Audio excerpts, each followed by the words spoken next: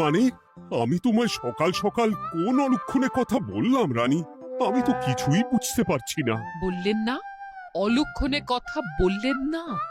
ভুলে যাবেন না, আমি আপনার রানী, এই কৃষ্ণনগরের রানী। আমি তো তোমায় একটু কোনো কথা নয়, হ্যাঁ? নিজের কাজ নিজে করুন, বুঝলেন? অন্দরমহলে আমার অনেক কাজ আছে। নিজের কাজ নিজে করব? আমি তোমার স্বামী, আমি তোমার কাছে এইটুকু আবদার করতে পারি না? হ্যাঁ,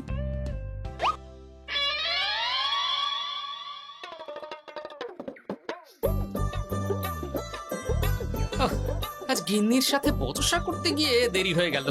মহারাজ আবার আমার দেরি দেখে রেগে না যান।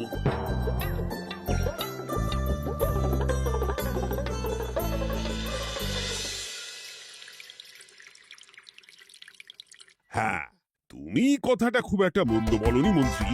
এতে রাজ্যবাসীরও উপকার হবে, আর রাজকোষেরও খুব একটা চাপ পড়বে না। তাহলে মহারাজ সব ঘরে ঘরে এই বার্তা পৌঁছে দিই। কি এত বড় সাহস তোমার?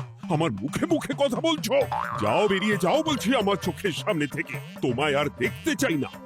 আমি আবার কি বললাম মহারাজ? কি বললে মানে? কি বলতে বাকি রাখলে শুনি? বলছিলাম কি, অপরাধ নেবেন না মহারাজ, সেনাপতি তো। চুপ, একদম চুপ। আমি মরছি নিজের জ্বালায়, আর তুমি ওই ভুল ভাল বলে আমার মাথা বিগড়ে দিতে চাইছো? মহারাজ রেগে আগুন, এই ছিলেন ঠান্ডা, এই তো মুখে হাসি ছিল, এখন হাতে ডান্ডা। কি বললে কবি? তুমি আমায় অপমান করলে? যাও, এক্ষুনি তোমরা সবাই দূর হয়ে যাও আমার সামনে থেকে। কাউকে চাই না আমি। এই মুহূর্তে রাজসভা আমি শূন্য দেখতে চাই, না হলে আজ সব কটার গর্দান নেব আমি। যাও বলছি।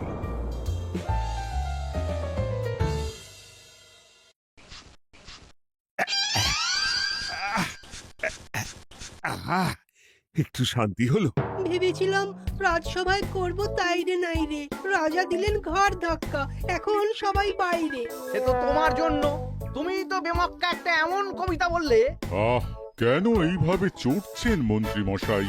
দোষ তো আপনারও। আপনি তো কি একটা বলে রাজা মশাইয়ের মাথা গরম করে দিলেন। আমি আবার কি বলেছি? আরে মহারাজ তো সেনাপতির ওপর রেগে গেলেন।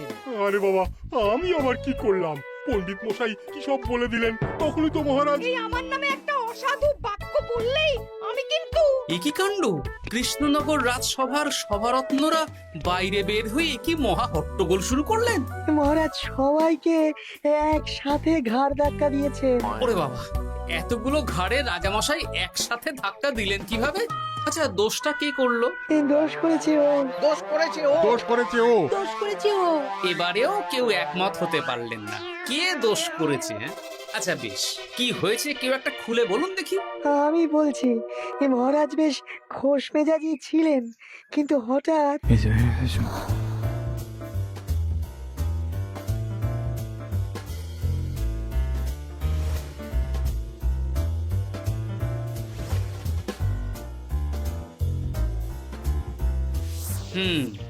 এই কাণ্ড! এ তো ভারী অদ্ভুত রোগ মনে হচ্ছে।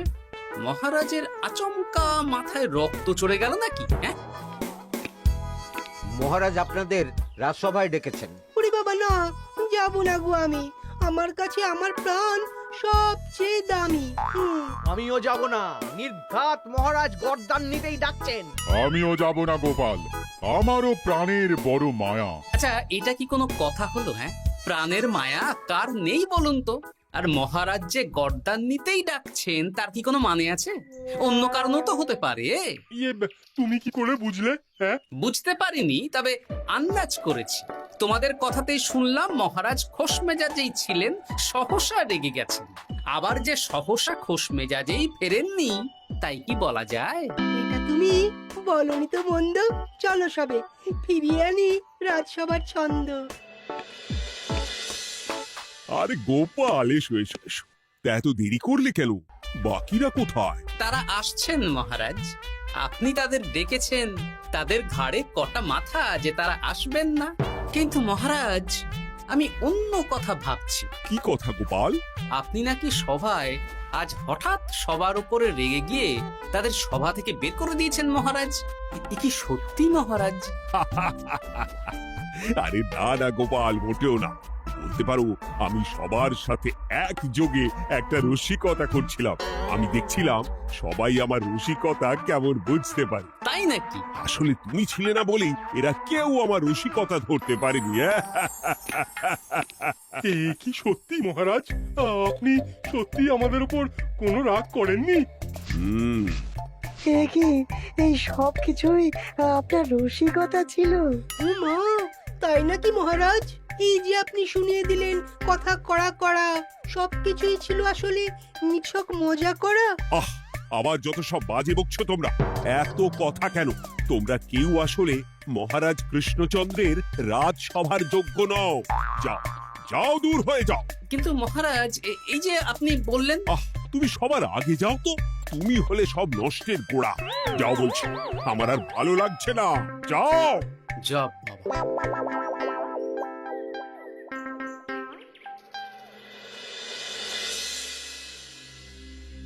কি বুঝছেন? না না না, আমি তো সবই ঠিক দেখছি রানীমা। হ্যাঁ, এটা ঠিক যে নারীর গতি কিঞ্চিত চঞ্চল বটে, তবে তা তো হতেই পারে। বাকি সবটাই ঠিকই আছে। তাহলে এমন হচ্ছে কেন? মহারাজ এইভাবে যখন তখন রেগে যাচ্ছেন কেন?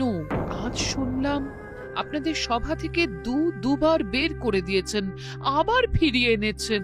হুম হুম হুম।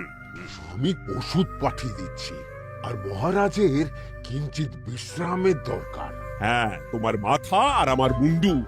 বলি, আমি বিশ্রাম নিলে রাজকার্যকে চালাবে শুনি তুমি, নাকি ওই অকর্মার ঢেকি মন্ত্রী? না মানে ওই আমি। যাও, আর আমার কথা বলতে ভালো লাগছে না। আমাকে একটু একা থাকতে দাও।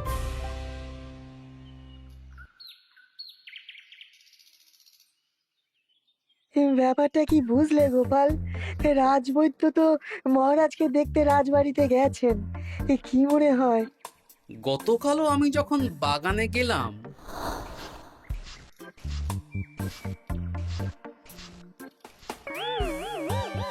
গোপাল, তোমার কি মনে হয় মহারাজকে কোন রোগে ধরেছে? এই রেগে যাচ্ছেন, আবার এই মাথা ঠান্ডা হয়ে গিয়ে ডেকে পাঠাচ্ছেন। আমি বলি কি গোপাল, তখন সবার সামনে বলিনি বটে, তবে এখন তোমার সামনে স্বীকার করতে বাধা নেই। কি কথা বিজ্ঞানী? মহারাজের এই রাগের কারণ হয়তো আমি। আমার মনে হয় আমার দোষেই উনি এরকম বারবার রেগে যাচ্ছেন। কেন? আসলে মহারাজ আমাকে একটা মাথা যন্ত্রণা সারার ওষুধ আবিষ্কারের দায়িত্ব দিয়েছিলেন, তো আমি অনেক চেষ্টা করেও সেই ওষুধটা আবিষ্কার করতে পারিনি। যেটা আবিষ্কার করেছি তাতে সেরকম কাজ হচ্ছে না। আমার মনে হয় ওনার মাথা ব্যথা থেকে এরকম হচ্ছে। সে যাই হোক, তুমি কিছু একটা করো গোপাল। মহারাজের অসুখ কিভাবে সারানো যাবে সেটা নিয়ে কিছু একটা ভাবো। ভাবতে তো হবেই। আজ সন্ধেবেলায় তুমি তোমার বাড়িতে বাকি সভাসদদের ডেকে আনো, আমি সমাধান সঙ্গে নিয়ে সময় মতো চলে আসবো। আচ্ছা বেশ, তাই হবে। আমি এখনই বাকিদের খবর দিয়ে দিচ্ছি। আর বিজ্ঞানী, একটু এদিকে এসো তো, একটা কথা আছে।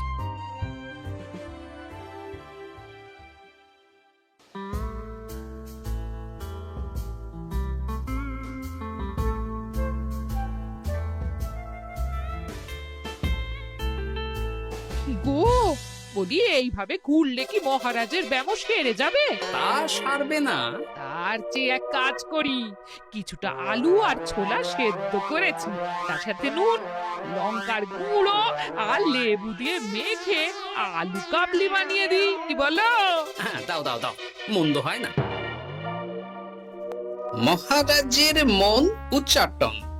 তার কি কারণ? মাঝে মাঝে আসছেন আর মহারাজ রেগে আগুন হয়ে যাচ্ছেন, আবার যেই সে ব্যামো ঠিক হয়ে যাচ্ছে মহারাজ সেই আগের মতন। তার উপর আবার সভাসদেরা মনে করছে তাদেরও কোনো দোষ আছে। তাহলে দুয়ে দুয়ে চার করতে হবে, কিন্তু কিভাবে কিভাবে কিভাবে? এই নাও আলু কাবলি খেয়ে পেট ঠান্ডা করে নাও দেখি। হ্যাঁ, বেশ কিছুদিন আগে বিজ্ঞানী লেবুর রসের জাদুর কথাই তো বলছিল। আর আচ্ছা গিন্নি, তুমি তোমার বিয়ের সময় তোমার বাবার মুদির দোকানের একটা কাঠের ছোট বাক্স পেয়েছিলে না, যাতে শ্বশুর মশাই মোহর রাখতেন? উমা, সে বাক্স তো ঝুলকালি মেখে আছে গো, তা দিয়ে তোমার কি হবে? ঝুলকালি লেগেছে? বাবা বাবা বাবা, তাতে তো আমার কাজ আরো ভালো হবে। যাও যাও যাও, নিয়ে এসো দেখি। আমি ততক্ষণে বেশ খানিকটা অদৃশ্য কালি বানিয়ে ফেলি। না না, আমি তো বলছি মহারাজের কোনো রোগ নেই, সামান্য উদ্বেগ ছাড়া আর কোনো সমস্যাই নেই মহারাজের। তাহলে মহারাজ আমাদের এই তুর্কি নাচন কেন নাচাচ্ছেন শুনি, মস্করা করে? তাই তো উত্তর জানা চাই তো। আর এই যে এত জরুরি তলব পাঠিয়ে গোপাল আমাদের ডেকে পাঠালো, তার তো টিকিরও দেখা নেই। গোপাল কি করবে শুনি? যে রোগ আদপেই নেই সেই রোগ কিনা ওই গোপাল ছাড়াবে? আমার তো বিশ্বাসই হয় না। বিশ্বাসে মিলায় বস্তু, তর্কে বহু দূর, তাই না মন্ত্রী মশাই? পেলে গোপাল, মহারাজের রোগ সারাবার কোনো উপায় পেলে? আচ্ছা গোপাল, রাজবৈদ্য বলেছেন মহারাজের কোনোই অসুখ নেই, তা তুমি কি সারাবে শুনি? হ্যাঁ, রোগ হয়তো রাজবৈদ্য মশাই ধরতে পারেননি, কিন্তু কিছু তো আছেই যার জন্য মহারাজ এমন আচরণ করছেন, তাই না? তা তুমি বলো না মহারাজ এমন কেন করছেন, আর কি তার সমাধান? এক এক করে বলি। আমি ভেবে দেখলাম এর জন্য আমরাই দায়ী। বলো কি? আমরা সবাই কোনো না কোনো সময়ই মহারাজের রাগের কারণ হয়েছি, তাকে আঘাত দিয়েছি, বিষণ্ণ করেছি। ইচ্ছে করে করিনি হয়তো, কিন্তু করেছি। আর মহারাজ সেই সব কথা বুকে চাপা দিয়ে রেখেছেন। তুমি বলতে চাইছো অতীতে সেই সব ভুলের কারণেই মহারাজ এমন করছেন? আমার তো তাই মনে হয় সেনাপতি। আচ্ছা আচ্ছা, তর্কের খাতিরে যদি তাই ধরে নি, তাহলে এখন আমাদের কি করণীয়? আমরা তো কাল যন্ত্রে চেপে অতীতে ফিরে যেতে পারবো না যে সেই সব ভুলগুলো শুধরে দেব। তা হয়তো হবে না, কিন্তু কিংকর্তব্য বিমূঢ় বাবার আদেশ যদি মানি, তাহলে এই সমস্যার সমাধান সম্ভব মন্ত্রী মশাই। কি বললে? ত্রিকালজ্ঞ বাবা কিংকর্তব্য বিমূঢ়, সে আবার কি গোপাল? আছেন একজন জ্ঞানী ব্যক্তি, আমার খুব পরিচিত। তার দেওয়া একটা উপদেশ আমার জানা আছে। আমার বিশ্বাস তাতে মহারাজের এই সমস্যার সমাধান হয়ে যাবে। কি করে শুনি? এই কালি হলো অদৃশ্য কালি। কলম দিয়ে অদৃশ্য কালিতে কাগজের উপর লিখতে হবে। কি লিখতে হবে? লিখতে হবে যে মহারাজের সাথে অতি সাম্প্রতিক কালে আমরা যা যা অন্যায় করেছি তাই লিখতে হবে। কোনো মিথ্যে কথা লেখা যাবে না। তবে চিন্তা নেই, অদৃশ্য কালি, ফলে কেউ কারো লেখা পড়তে পারবে না। এইবার এই কাগজ ভাঁজ করে ফেলে দিতে হবে এই বাক্সে। বাক্সে তালা, তার চাবি থাকবে মন্ত্রী মশাইয়ের কাছে। আবার আমার কাছে কেন? পরে যাতে কোনো সন্দেহ না করেন, যা সন্দেহবাতিক মন আপনার। বললে এইবার এই বাক্স সারা রাত নদীর ধারে বটতলায় পড়ে থাকবে, চাঁদের আলো পান করবে। তারপর সকালে আমরা সবার সামনে এই বাক্স ফেলে দেব নদীর জলে। সবার অন্যায় সারা রাত চাঁদের আলো পান করে শুদ্ধ হয়ে ভেসে যাবে নদীর জলে। ব্যাস ব্যাস, আমরা সবাই পাপ মুক্ত হয়ে যাব। একদম সবাই শুদ্ধ হয়ে যাব, আর মহারাজের ব্যায়ামও সেরে যাবে। কিন্তু তুমি কোনো চালাকি করছো না তো গোপাল? অদৃশ্য কালিতে লেখার সাথে আমি আর কোন চালাকি করব মন্ত্রী মশাই? দেখুন, আমি একটা কাগজে লিখছি। কি কিছু বোঝা যাচ্ছে? সত্যি তো কিছু বোঝা যাচ্ছে না যে আদৌ কিছু লেখা হয়েছে কি হয়নি। তাহলে লেখা শুরু করা যাক। এক এক করে লিখুন আর কাগজ ভাঁজ করে বাক্সে ভরে দিন। আর হ্যাঁ, একদম মিথ্যে কথা লিখবেন না, তাহলে কিন্তু লেখাগুলো অদৃশ্য থাকবে না, ফুটে উঠবে। আচ্ছা গোপাল, বুঝেছি। কলম কালি মন, লেখে 3 জন। মিথ্যে কথা লিখে দিলেই ঘটবে অঘটন। আমি বাক্সটা নদীর পাড়ে সঠিক জায়গায় রেখে আসবো। তারপর কাল সকালে সবাই মিলে এই বাক্স ফেলে দেব নদীর জলে। ঠিক আছে?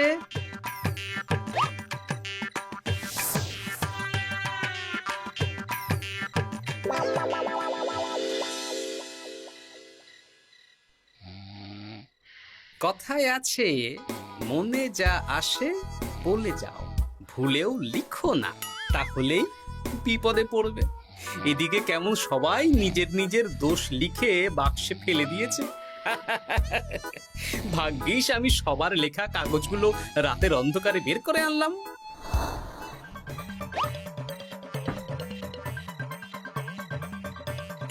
এইবার এই কাগজগুলো ঢুকিয়ে দিলেই কেল্লা ফতে। এখন সবার পাপের স্বীকারোক্তি আমার হাতের মুঠোয়।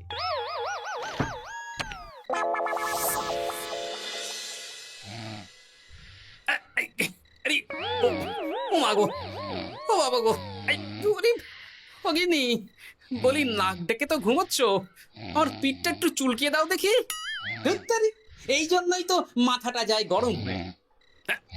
আরে, এই সহজ ব্যাপারটাই তো আমি বুঝতে পারিনি। মহারাজের অসুখ তাহলে এই। যাক, এই রাতের বেলাতেই একসাথে একটা ঢিল পেয়ে গেছি। এক ঢিলে মারবো 2 পাখি। রাজার অসুখও সারবে, আবার সব কটা পাজি শায়েস্তাও হবে।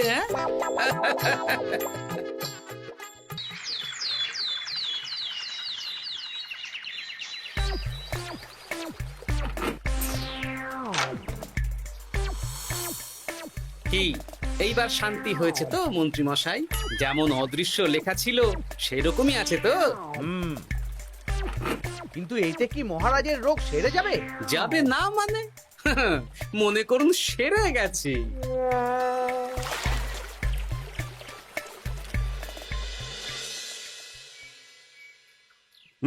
তাহলে আজকে সভার কাজ শুরু করা যাক। ক্ষমা করবেন মহারাজ, সবার কাজ শুরু করার আগে একটা দরকারি কাজ আগে করা দরকার। না হলে আবার কখন আপনি আমাদের কারো উপর রেগে যাবেন আর আমাদের সভা থেকে তাড়িয়ে দেবেন তার তো ঠিক নেই, তাই না? গোপাল, আর বিরক্ত করো না। আমার এত সাহস নেই মহারাজ যে আমি আপনাকে বিরক্ত করব। আমি তো জানি নিজের পিঠ যখন নিজে চুলকোনো যায় না, আর কেউ থাকে না সেই পিঠ চুলকিয়ে দেবার মতো, তখন কিরকম বিরক্তি জেগে ওঠে, তাই না মহারাজ? এ কি গোপাল, তুমি এত কিছু কি করে জানো? জানাই তো আমার কাজ মহারাজ। আর এও জানি যে আপনার এই বিরক্তির পেছনে সভাসদগণের ভূমিকা ঠিক কি। তার মধ্যে তুমিও আছো গোপাল, তাই না? আছি, পুরো মাত্রায় আছি মহারাজ। তবে হ্যাঁ, আমি কিন্তু তাই বলে রাজকোষের হিসেবে গোলমাল করে মহারাজের কোপের কারণ হইনি মন্ত্রী মশাই। কি গোপাল আন্দাজে বলছে? না হলে কাল অদৃশ্য কালিতে আমি কি লিখেছি সেটা জানলো কি করে? এই, আমি যা লিখেছি সেটাও কি গোপাল পড়ে ফেলেছে নাকি? যাকে পড়লেই বাকি, সব লেখা তো ওই নদীর জলে ভেসে গেছে। আমি যে লিখেছি তার প্রমাণ কি? তবে আর চিন্তা নেই মহারাজ, সমস্যার সমাধান হয়ে গেছে। এখন থেকে আপনি যতক্ষণ রাজসভায় থাকবেন, প্রথমে মন্ত্রী মশাই, তারপর পণ্ডিত মশাই, আর তারপর রাজবৈদ্য পালা করে আপনার পিঠ চুলকে দেবে। কেন আমি কেন চুলকে দেবো? না দিলে যে আপনার কপালে অনেক বড় শাস্তি ঝুলছে মন্ত্রী মশাই। রাজকোষে যে জালিয়াতি আপনি করেছেন তার স্বীকারোক্তি আমি হাজির করব যে মহারাজের সামনে।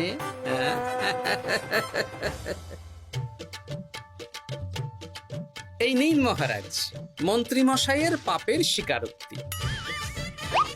আপনি আগে মন্ত্রী মশাইয়ের লেখাটা পড়ুন, তারপর একে একে সকলের স্বীকারোক্তি দিচ্ছি। এ কি মন্ত্রী, তুমি রাজকোষ থেকে 500 মোহর চুরি করেছো, আর তার বদলে সেই হিসেব তুমি পুকুর পাড় বাঁধানোর খরচ হিসেবে দেখিয়েছো। এই সেরেছি, এটা ফুটে উঠলো কি করে? সে অনেক কাণ্ড মন্ত্রী মশাই, বাকিদের সবারটাই আছে, এত জেনে কাজ কি? না না, জানতে তো হবেই। তাহলে শুনুন, এই অদৃশ্য কালি আসলে লেবুর রস। গতকাল রাতে আমি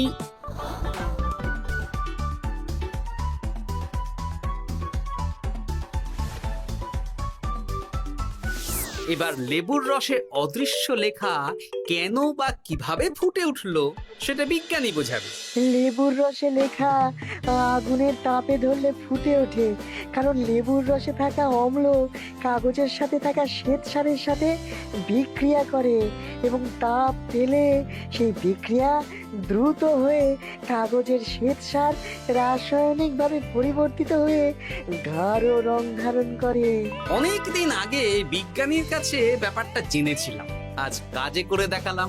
এবার মন্ত্রী মশাই দেখুন, মহারাজের সেবা করা ভালো না তার বদলে চাবুক খাওয়া ভালো।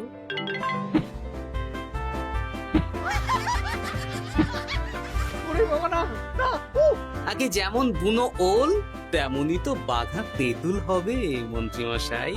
যা, রাজা মশাইয়ের মেজাজ আবার বিগড়ে যাওয়ার আগেই কাজ শুরু করে দিন ও বাকিদেরকে সেবা করার সুযোগ করে দিন। আজ থেকে ভুল হলে শুধরে নেব ভুলকে। মন্ত্রীমশাই মহারাজের পিঠ দেবে চুলকে।